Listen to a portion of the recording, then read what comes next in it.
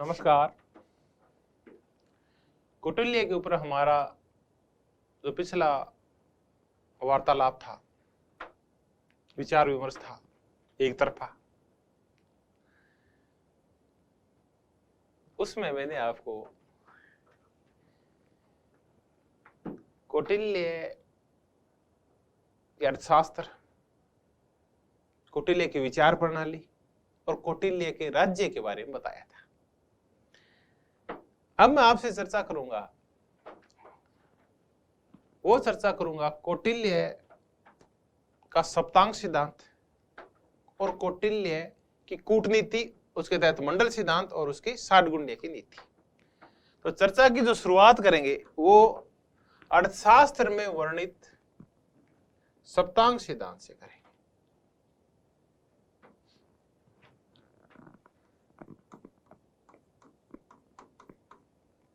यानी हम कौटिल्य के राज्य को और अच्छी तरह से समझने की कोशिश करते हैं। सप्तांग सिद्धांत, 7 ऑर्गन थ्योरी, यानी 7 अंग का सिद्धांत।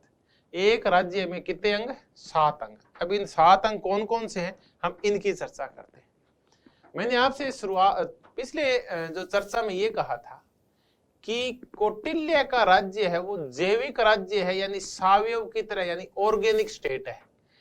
जैसे जीव के विभिन्न अंग होते हैं, उन अंगों के सम्मिलन से जीव बनता है, वैसे ही इन 7 अंगों के मिलाने से राज्य बनेगा।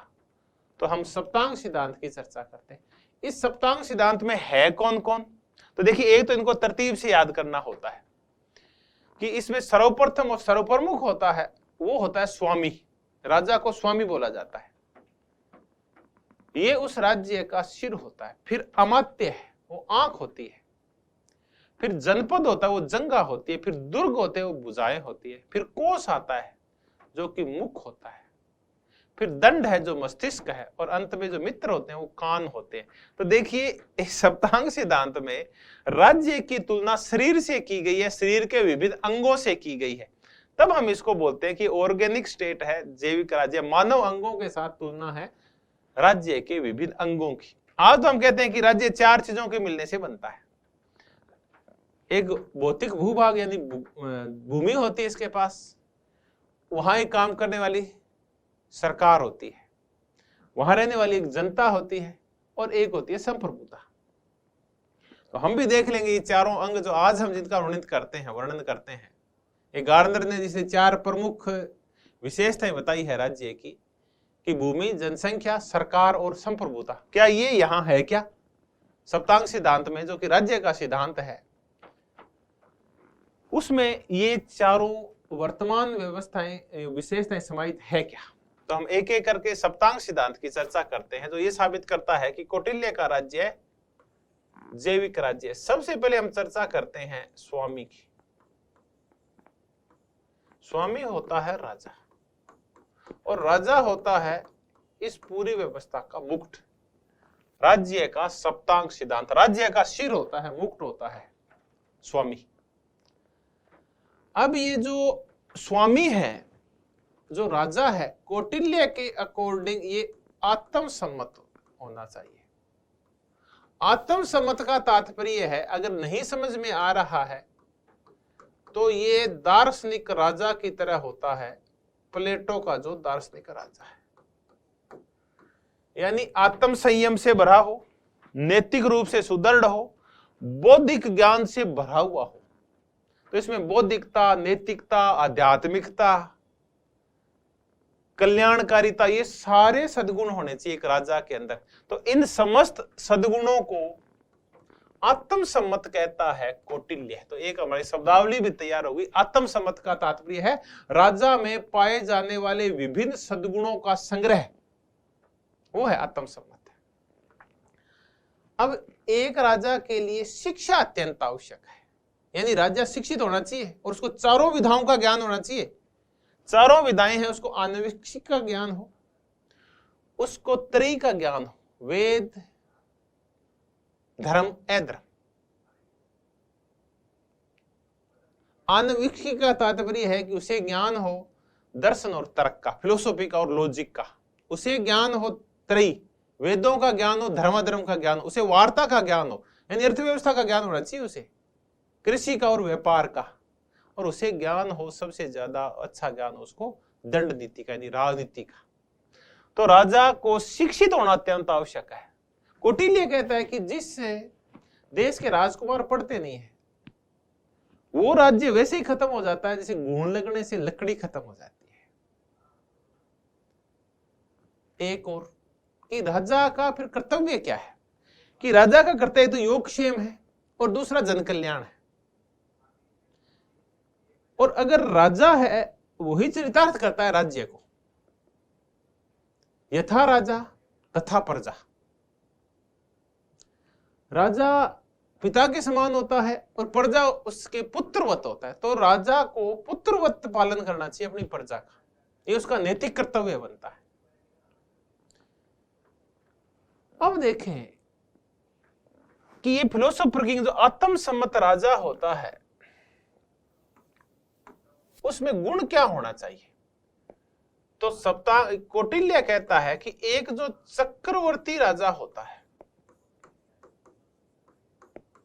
यानी एक साम्राज्य का जो मालिक राजा होता है, उसमें 3 गुण होने चाहिए। नंबर 1, उसमें बुद्धि बल होना चाहिए। नंबर 2, उसमें सैन्य बल होना चाहिए। और नंबर 3, उसमें वित्तीय सावधानी होनी चाहिए। वित्तीय सावधानी का तात्पर्य उसका खजाना भरा हो, भ्रष्टाचार नहीं हो और आर्थिक रूप से समृद्ध हो। देखिए 3 ही मुख्य शक्तियां होती है, हम भी जानते हैं। एक होता है बुद्धि बल, एक होता है शारीरिक बल और एक होता है धन बल। तो देखिए तीनों बल है, ये है बुद्धि बल, ये है शारीरिक बल और ये धन बल। जब ये तीनों बल मिल जाते हैं तो वो राजा चक्रवर्ती कहलाता है, जिसके पास बुद्धि भी हो, जिसके पास सेना की ताकत भी हो और जिसके पास खजाना भी भरा हुआ हो। तो वित्तीय शक्ति, सैन्य शक्ति और बौद्धिक शक्ति यानी ज्ञान, सैन्य बल, ज्ञान शक्ति, सैन्य शक्ति और वित्तीय शक्ति, इन तीनों के मिलने से बनता है एक राजा चक्रवर्ती। तो ये चक्रवर्ती राजा के ये तीनों बल होने चाहिए उसके अंदर। बिल्कुल सिंपल है, रटने की जरूरत नहीं, ये क्वेश्चन कई बार पूछा भी जाता है। अब राजाओं के प्रकार है। कौटिल्य कहता है कि राजा 3 प्रकार के होते हैं। एक होता है धर्म विजयी राजा, एक होता है लोभ विजयी राजा और एक होता है असुर राजा। धर्म विजयी राजा वो होता है जिसके लिए धर्म महत्वपूर्ण होता है। ये जब विजित हो जाता है, जीत जाता है, अपनी शक्ति वृद्धि करता है, तो ये सिर्फ मान सम्मान से ही संतुष्ट हो जाता है, प्रतिज्ञा प्राप्त करके ही संतुष्ट हो जाता है, इससे ज्यादा की उम्मीद नहीं करता। एक होता है लोभ विजयी राजा। ये राजा जब विजयी प्राप्त करता है तो ये धन से संतुष्ट होता है, अकेली प्रतिज्ञा से और मान सम्मान से संतुष्ट नहीं होता, बल्कि ये धन से संतुष्ट होता है।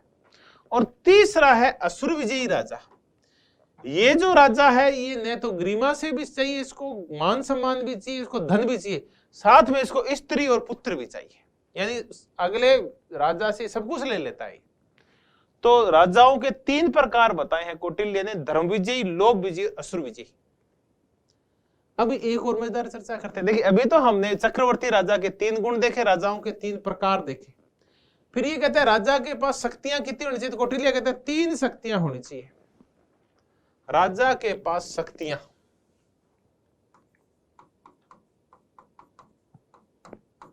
कौटिल्य कहता है कि एक राजा के पास 3 शक्ति होनी चाहिए। एक होनी चाहिए उसके पास उत्साह शक्ति, यानी उसमें नैतिक बल होना चाहिए, यानी नैतिक रूप से वो मजबूत व्यक्ति होना चाहिए, उत्साह शक्ति। दूसरी शक्ति है वो है प्रभाव शक्ति,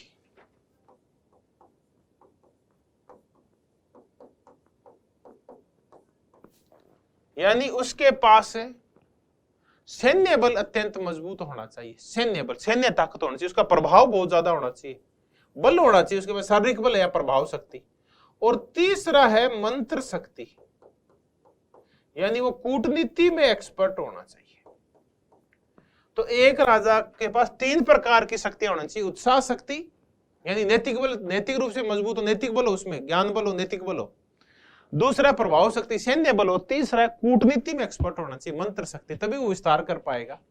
तो हम कह रहे थे बार बार कि कौटिल्य का जो अर्थशास्त्र है वो लिखा गया है स्टेट क्राफ्ट के ऊपर। राजा सफल कैसे हो ये बताया गया है। तो ये है राजा की सफलता के लिए जरूरी है और राजा की सफलता की ये शक्तियां जरूरी है। तो ये सप्तांग सिद्धांत का स्वामी है, जिसे हम कहते हैं कि ये शिर है। तो ये राजा बनेगा कैसे? तो ये राजा कौटिल्य कहता है आनुवंशिकता के आधार के ऊपर बनना चाहिए। यानी एक राजा मर जाए तो उसका पुत्र फिर राजा बनेगा। यानी कुलीन तंत्रीय लोग ही राजा बन सकते हैं, क्योंकि अगर आपने राजा जनता के बीच में से खड़ा कर दिया तो जनता उस राजा की बात नहीं मानेगी। ये तो कल तो हमारे सामने ही था, ये कैसे राजा बन गया, हम क्यों इसकी बात माने। तो राजा वो व्यक्ति होना चाहिए जो कुलीन वंश से आया हुआ, उच्च वंश के व्यक्ति को ही राजा बनाना चाहिए। तो इसको हम बोलते हैं राजवंशीय आनुवंशिकता का सिद्धांत। यानी जो राजा होगा वो राजवंश से ही बनेगा कोई, और उसी वंश का बनेगा, क्योंकि जनता उसकी बात आसानी से मान लेती है। फिर कौटिल्य कहता है कि राजा है वो जवान और वृद्ध है, तो अगर प्राथमिकता दी जाए तो कैसे राजा को दी जाए? तो वो कहते हैं वृद्ध राजा को प्राथमिकता दी जानी चाहिए, क्योंकि जो वृद्ध राजा है वो अच्छी तरह से जानता है रीति रिवाज और परंपराओं को, कि लोग को संतुष्ट कैसे किया जाए। तो राजा है वो युवा की बजाय वृद्ध होता है, वो ज्यादा समझदार होता है।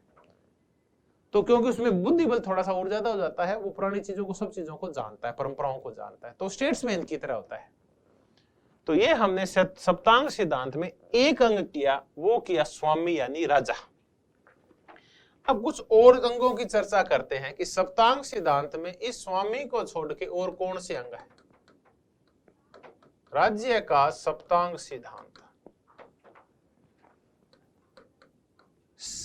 7 ऑर्गन थ्योरी ऑफ स्टेट, राज्य का सप्तांग सिद्धांत।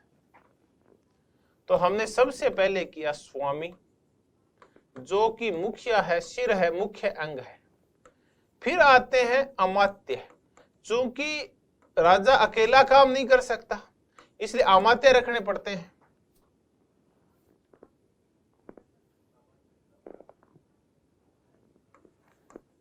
ये मंत्री की तरह होते हैं, राजा के सहायक अमात्य। अमात्य पढ़े लिखे होने चाहिए, बुद्धिमान होने चाहिए, और अमात्य की मंत्रणा से ही राजा काम करता है। अगर राजा रथ है तो अमात्य उसके पहिए हैं, और अमात्य से जो भी मंत्रणा की जाती है कौटिल्य के अकॉर्डिंग वो मंत्रणा गोपनीय होनी चाहिए। तो गोपनीय मंत्रणा की जाएगी अमात्य से, क्योंकि राजा अकेला सारे काम नहीं कर सकता, उसके जो सहायक होते हैं उनको, या मंत्री होते हैं उनको अपन अमात्य बोलते हैं। राज दरबारियों को अमात्य बोल दिया अपन ने। महामात्य होते हैं प्रधानमंत्री, जैसे कौटिल्य था चंद्रगुप्त मौर्य का। फिर आता है जनपद। जनपद का यहां तात्पर्य है ऐसी भूमि जिसके ऊपर जनसंख्या रहती हो, भूमि और जनसंख्या, तो ये है जनपद। अब ये जनपद है, इसमें विभिन्न प्रकार से इसका भी विकेंद्रीकरण किया जाएगा। जनपद का विकेंद्रीकरण कैसे होगा हम ये देख लेते हैं। यानी इसका प्रशासनिक संगठन कैसे होगा, तो पहले 10 गांव होंगे,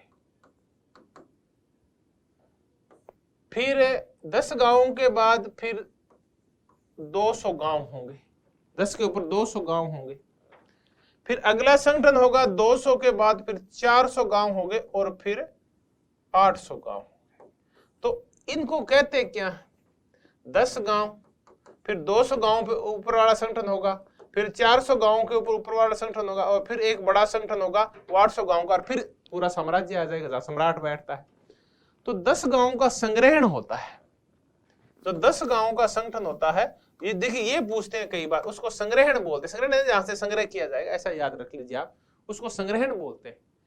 जो 200 गांव का होता है उसको खारोटिक या सार्वत्रिक बोलते हैं, या खारोट्रिक भी बोला जाता है, सार्वत्रिक बोलते हैं उसको 200 गांव का।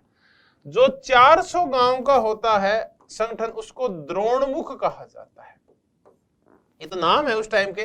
तात्कालिक भौगोलिक जो इकाइयां थी, विकेंद्रीकृत इकाइयां थी, जैसे हम कहें कि पहले राज्य आता, स्टेट आ गया, फिर जिले आ गए, फिर उपखंड आ गए, फिर तहसील आ गई, फिर उप तहसीलें आ गई, फिर आगे नगर पालिका और उनके गांव आ गए, तहसीलों के गांव आ गए। वैसे ये है 10 गांवों का संग्रहण है, 200 गांवों का सार्वत्रिक या खारोटिक है, 400 गांवों का द्रोणमुख है और 800 गांवों का है वो है स्थानीय।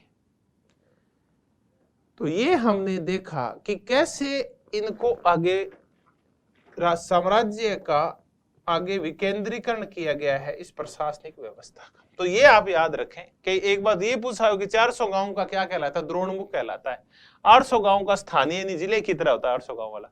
200 गांव खारोटिक या सार्वत्रिक होते हैं, 10 गांवों का समूह होता है, संग्रहण कहलाता है। तो ये प्रशासनिक इकाइयां हैं, भांति भांति की विकेंद्रीकृत प्रशासनिक इकाइयां। तो जनपद ऐसे बंटा हुआ था आगे। फिर जनपद के बाद जो चौथा आता है वो है दुर्ग। ये किसी भी राज्य की सुरक्षा के लिए फोर्स अत्यंत आवश्यक है। दुर्ग है, दुर्ग ओदक दुर्ग होते हैं, धानव दुर्ग रेगिस्तान वाले होते हैं, जल दुर्ग होते हैं, पार्वत दुर्ग होते हैं। यानी 4 प्रकार के, जो पर्वतों पे बसे हों, जो रेगिस्तान में बसे हों, जो जल किनारे बसे हों और जो मैदान में हो। तो ये 4 प्रकार के दुर्ग होते हैं। फिर दुर्ग के बाद आता है कोष। कोष का तात्पर्य है खजाना।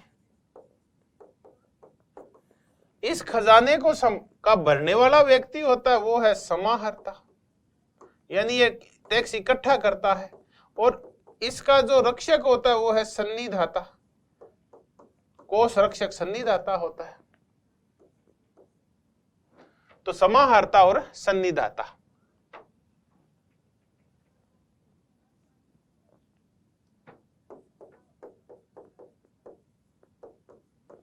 ये टैक्स इकट्ठा करेगा, ये उस टैक्स इकट्ठा होने के बाद उसको खजाने का रक्षक है। तो ये कर संग्राहक है और ये खजाने का रक्षक है। तो ये 2 पद है। अब देखते हैं छठा अंग कौन सा होता है। तो छठा अंग होता है वो होता है दंड। दंड का तात्पर्य होती है सेना। यहां सेना है इसका तात्पर्य, दंड का तात्पर्य। ये दंड के विभिन्न पर्याय है।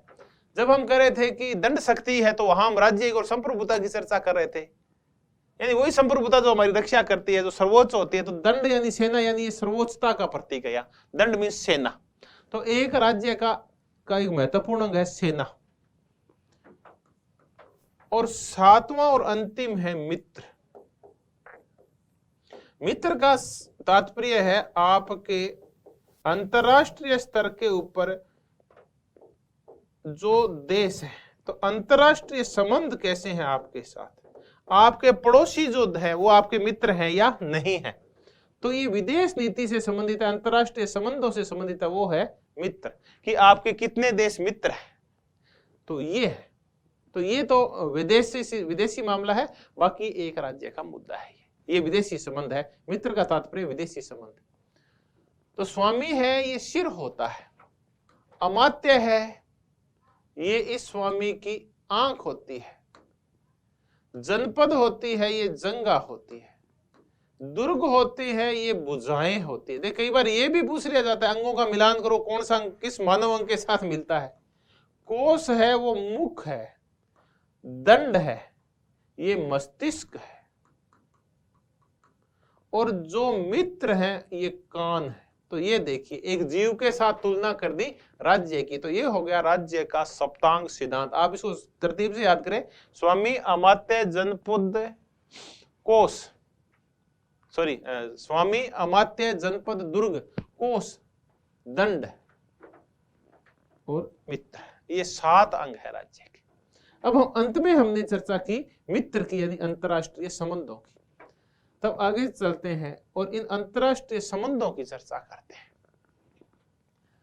अब अंतरराष्ट्रीय राजनीति के बारे में क्या कहा है कौटिल्य ने, अंतरराष्ट्रीय संबंध के बारे में, इंटरनेशनल रिलेशन के बारे में।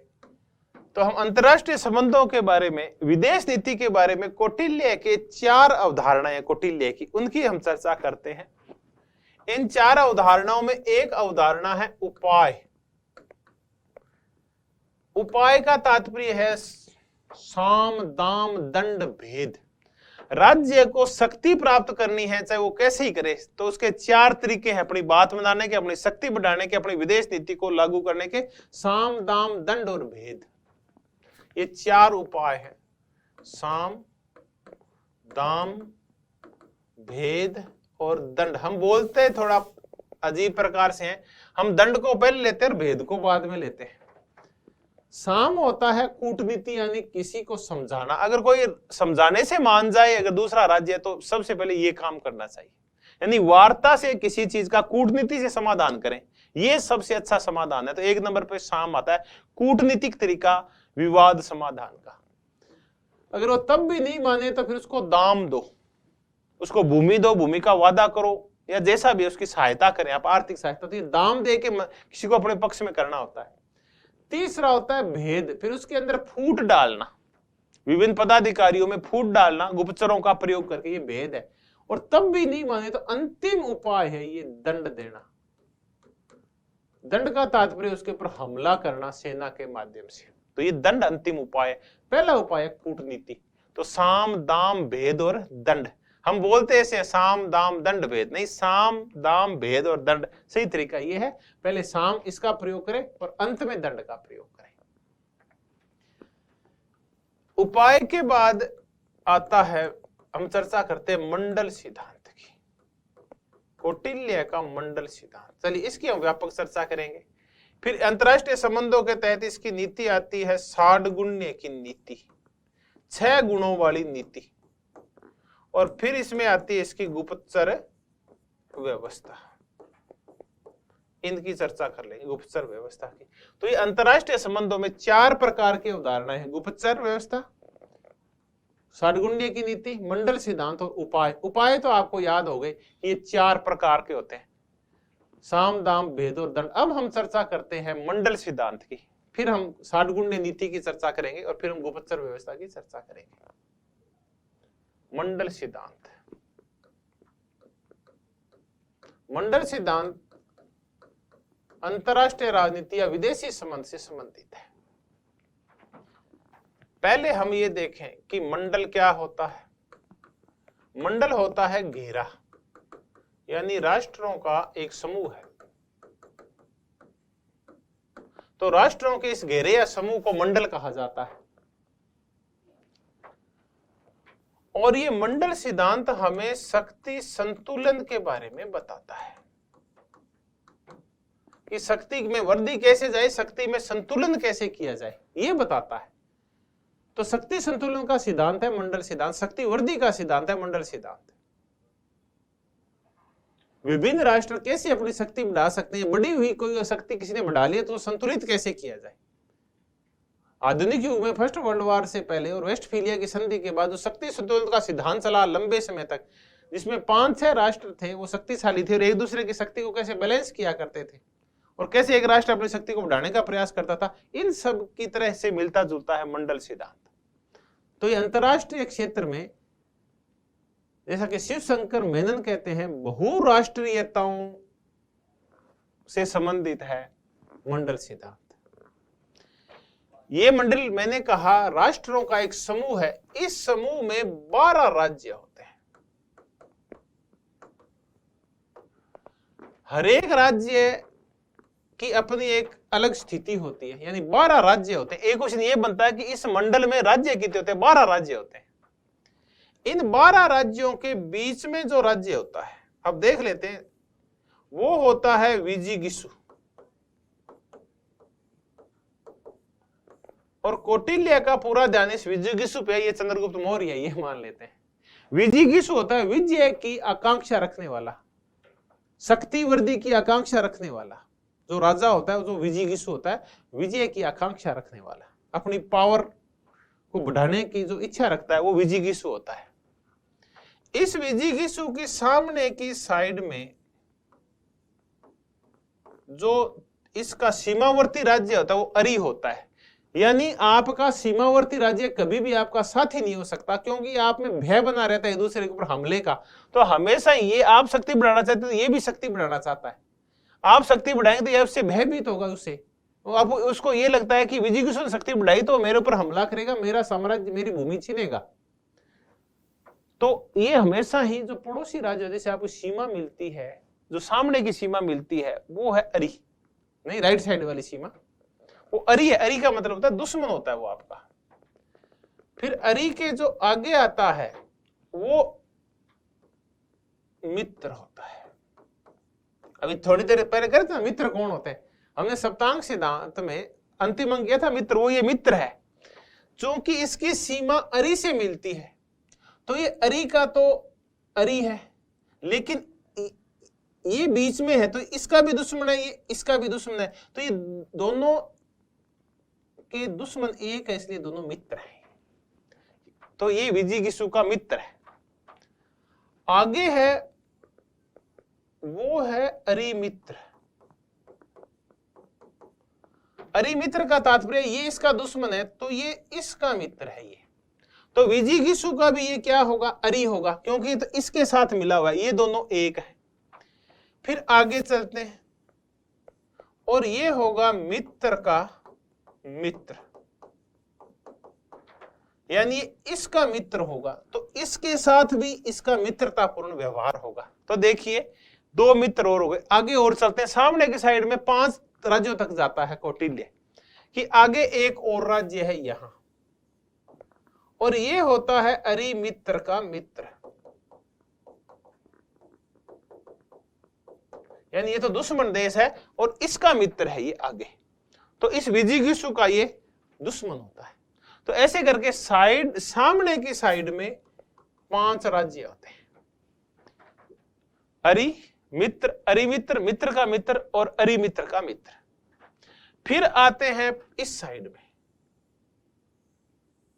इस साइड में जो आपका पड़ोसी होता है वो होता है पार्ष्णिग्रह। देखिए मैंने कई बार यहां आके और खुद गड़बड़ हो जाता हूं कि कौन है जो यहां आपके मित्र कहलाते हैं और कौन है वो आपका दुश्मन कहलाता है। तो पार्ष्णिग्रह, पार्ष्णिग्रह होता है पीठ, पीठ मतलब पार्ष्णिग्रह, पीठ का आपका दुश्मन पार्ष्णिग्रह कहलाता है। पीठ का जो आपका दोस्त है वो आक्रांदा कहलाता है। तो पार्ष्णिग्रह आक्रांदा, पीठ की साइड में ये पार्ष्णिग्रासार होता है, यानी इसका तो दोस्त होगा लेकिन इस विजिगीषु का दुश्मन होगा, क्योंकि इसकी आक्रांदा से सीमा मिलती है।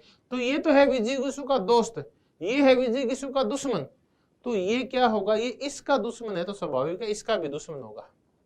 तो ये होता है पार्ष्णिग्रह सार।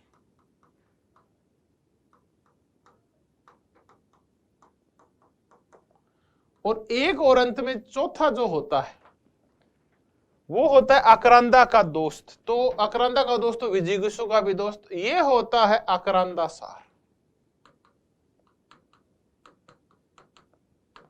अब देखिए ये 10 राज्य हो गए, बीच का सेंटर का विजिगीषु होता है, यानी ये मंडल सिद्धांत का जो केंद्र होता है, सेंटर होता है, वो होता है विजिगीषु। एक क्वेश्चन, सामने 5 राज्य होते हैं जो ये होते हैं अरिमित्र, अरिमित्र, मित्र का मित्र और अरिमित्र का मित्र।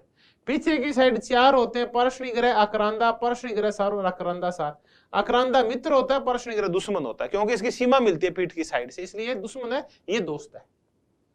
अब ये हो गए 5 और 1 6 और 4 10, अभी 10 हुए, 2 और है।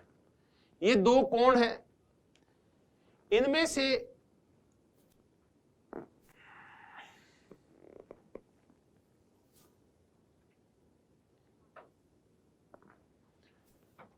एक होता है मध्यम,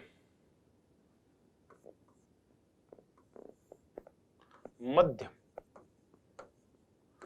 मध्यम का तात्पर्य ऐसा राज्य जिसकी सीमा दोनों के साथ मिलती हो, विजिगीषु और उसके दुश्मन दोनों के साथ। ये इस साइड भी मिल सकती है, ये पीठ की साइड भी मिल सकती है। तो एक ये होता है, या तो विजिगीषु और अरि दोनों की सीमा मिलती हो, या विजिगीष और पार्ष्णिग्रह दोनों की सीमा मिलती हो, यानी विजिगीष और उसकी दुश्मन दोनों की सीमाओं से जिस राज्य की सीमा छूटती है वो होता है मध्यम, और ये इन दोनों की शक्ति को संतुलित करता है।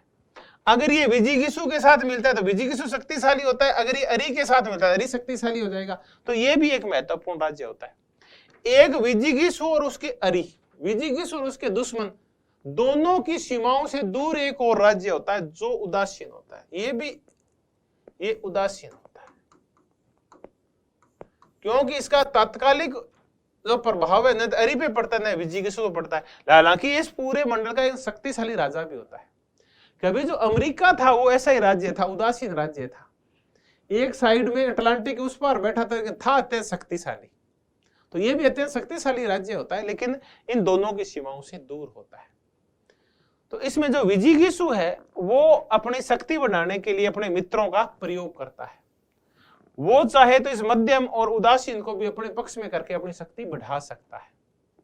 तो विजिगीषु वो है जो विजय की आकांक्षा रखता है और शक्ति वृद्धि चाहता है। तो ये शक्ति संतुलन से संबंधित ये था मंडल सिद्धांत, जो अंतरराष्ट्रीय राजनीति में विभिन्न राष्ट्रों के मध्य जो बहुध्रुवीय प्रतिस्पर्धा चलती है। तो देखें हम, ये कैसी व्यवस्था है, ये बहुध्रुवीय व्यवस्था है जिसमें बहुत सारे ध्रुव हैं। इसका केंद्र बिंदु विजिगीषु है। तो इस बहुध्रुवीय व्यवस्था में सभी राष्ट्र अपनी अपनी शक्ति बढ़ाने की कोशिश करते हैं। अब आगे चलें तो फिर एक राज्य को अपनी शक्ति बढ़ाने के लिए विदेश नीति में किन किन चीजों का पालन करना चाहिए, उसकी विदेश नीति कैसी हो। तो फिर इसी मंडल सिद्धांत से जुड़ी हुई एक नीति और है, वो है षड्गुण्य की नीति। यानी आपकी विदेश नीति है उसके 6 गुण होने चाहिए, उसको हम षड्गुण्य की नीति बोलते हैं। तो देखिए 12 प्रकार के राज्य है, हर एक के साथ 6 प्रकार की नीति, तो कितनी इनको बोलते हैं, फिर ये होगी प्रवृत्तियां। तो 72 प्रकार की प्रवृत्तियां होती है विदेश संबंधों के मामलों में। यह भी पूछा जाता है कि एक राज्य की विदेशी मामलों में कितनी प्रकार की प्रवृत्तियां होती है, चालें चल सकता है।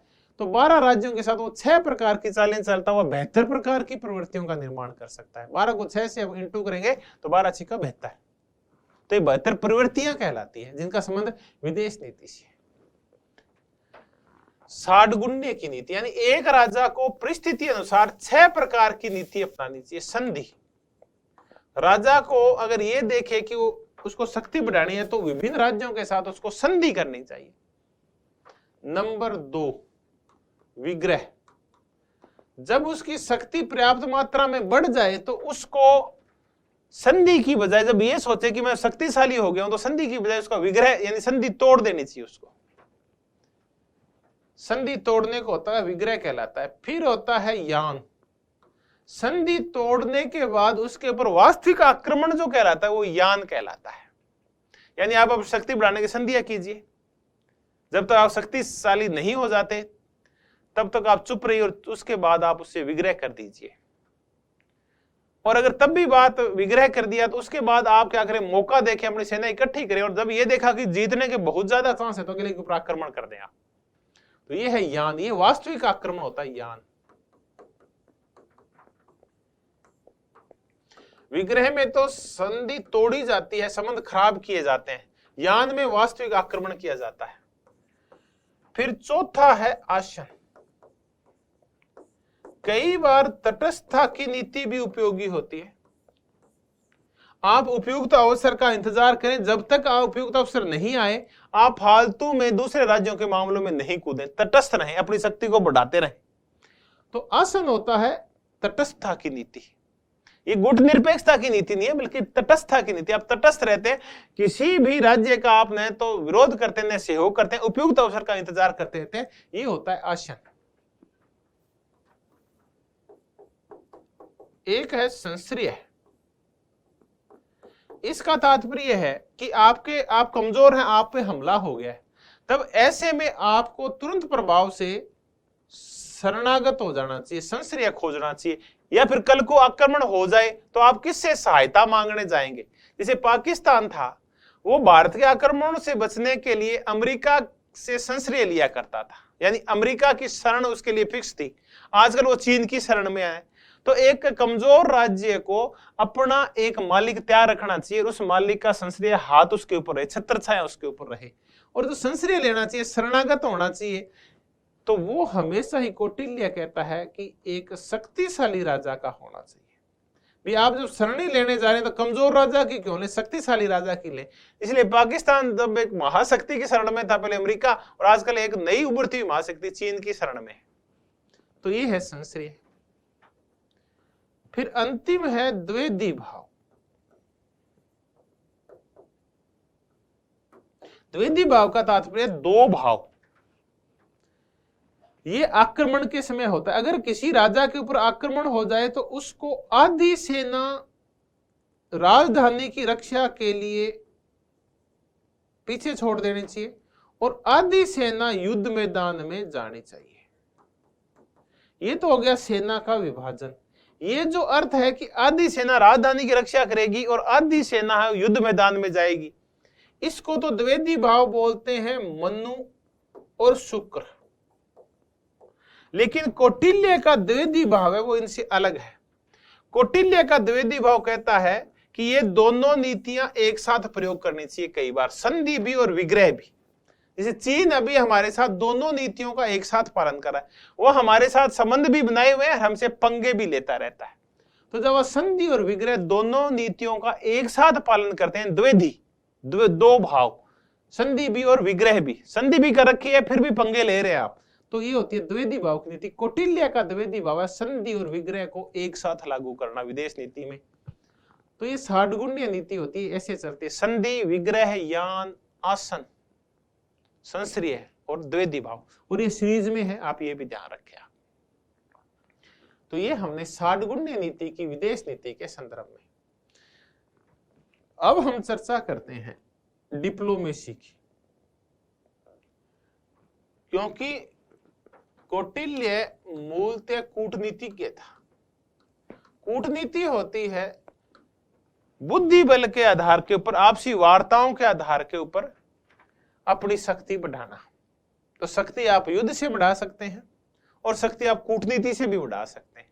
तो हम जो उपाय कर रहे थे, साम, दाम, दंड, भेद, उसमें जो सर्वप्रथम और सर्वप्रमुख उपाय है वो साम यानी कूटनीति है, डिप्लोमेसी है। अब चाणक्य कहता है कि इस डिप्लोमेसी को करने के लिए 3 प्रकार के डिप्लोमेट होने चाहिए आपके। 3 प्रकार के डिप्लोमेट। अब ये 3 प्रकार के डिप्लोमेट है कौन कौन से, इनकी हम चर्चा कर लेते हैं। नंबर 1, एक होता है निश्रितार्थ। दूसरा प्रकार का जो राजदूत होता है, राजदूत या डिप्लोमेट या कूटनीति के जो भी बोले आप, निष्ठार्थ। दूसरा होता है परिमितार्थ और तीसरा होता है शासनहार।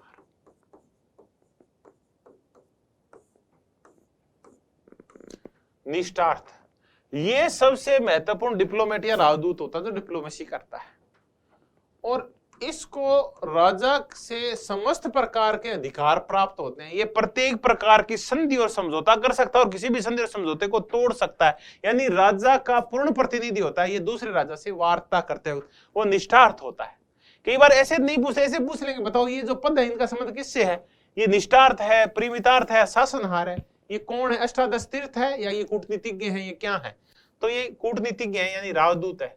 परिमितार्थ यानी इसके पास शक्ति तो होती है लेकिन ये शक्ति परिमित होती है, यानी थोड़ी सी कम होती है।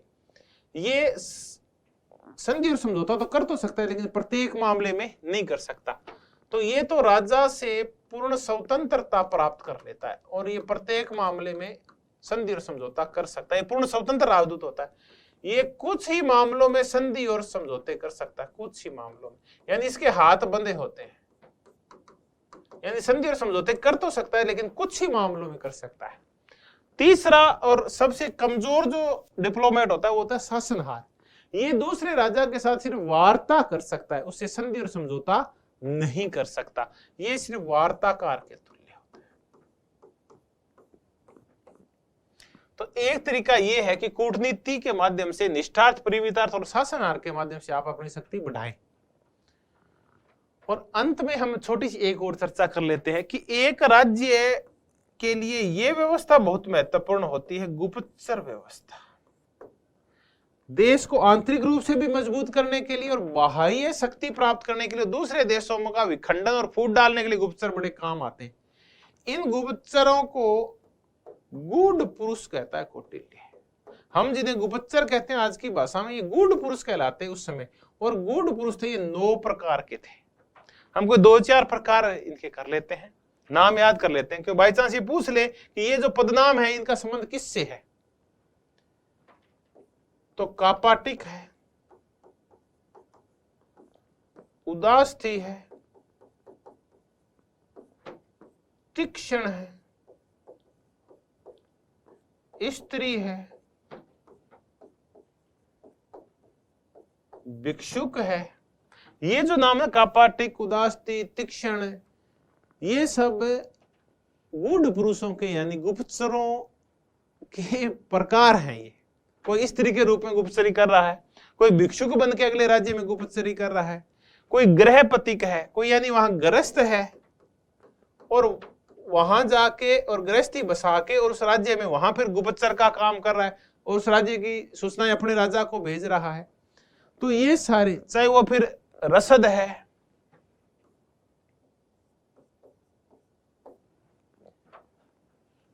और एक प्रकार और होता है, वो होता है तापस। तो ये 9 प्रकार के होते हैं कुल मिला के तापस।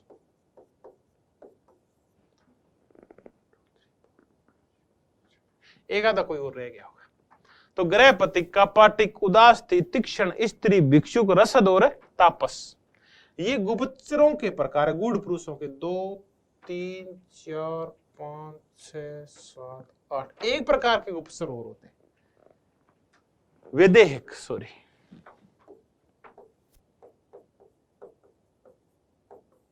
ये गुप्तचर है। तो आप इनके सिर्फ एक बार नाम देख लें, ये किस प्रकार से काम करते हैं, आपको हर एक पुस्तक के अंदर लिखे होते हैं ये।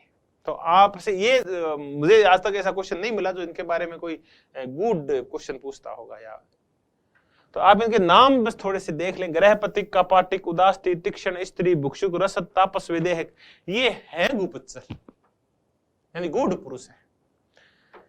तो ये हमने चर्चा की आज कौटिल्य का सप्तांग सिद्धांत, कौटिल्य का मंडल सिद्धांत, कौटिल्य की 60 गुण्य नीति, कौटिल्य की डिप्लोमेसी को लागू करने वाले 3 प्रकार के डिप्लोमेट और फिर 9 प्रकार के गूढ़ पुरुष। तो धन्यवाद आप सबका कि आपने मनोयोग पूर्वक सब कुछ सुना। Thank you very much. अगली बार मिलेंगे तो एक नया भारतीय विचारक और उनके विचारों पे चर्चा करेंगे। Good luck.